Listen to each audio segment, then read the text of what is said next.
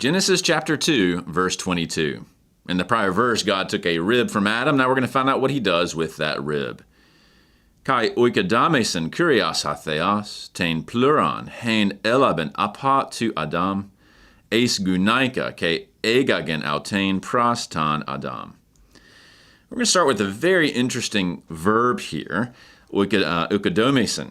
Now, this is from oikodameo, and that is a very nice rendering of the underlying Hebrew, which is bana. Both of them are verbs for to build, actually, or to construct. And with the lengthening on the front end and the sigma with the third singular ending, this is a third singular aorist active indicative. It's a Cal Vav consecutive in the Hebrew. So that works nicely. So I think it's kind of interesting here that God is building or constructing. I kind of love that. It's not always picked up that way in translations, but that's what's going on here.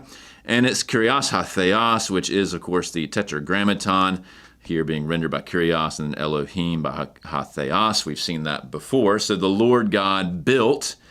And the verb here is pluron, which we saw last video is the word for rib. So in some sense, it's almost like it is the accusative of built, but he's really using it as the substance that he's using to build with. So you could almost say something like the Lord God built with the rib. That might be a bit of a generous gloss. Now let's find out more about the rib.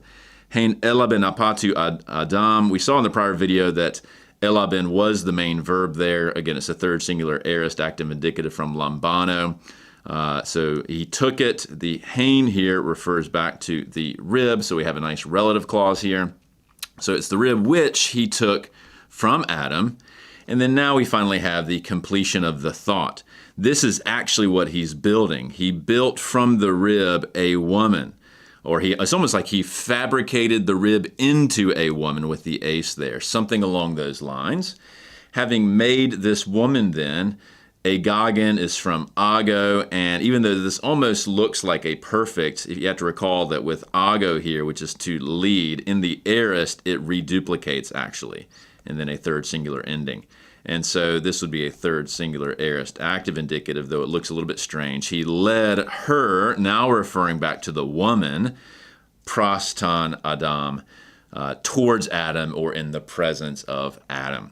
So a lot of really neat little things here going on in this verse where the Lord God here is building out of a rib. He's built Adam from the dust of the ground. Now he's building woman from his rib and leading her before Adam. So lovely little verse here.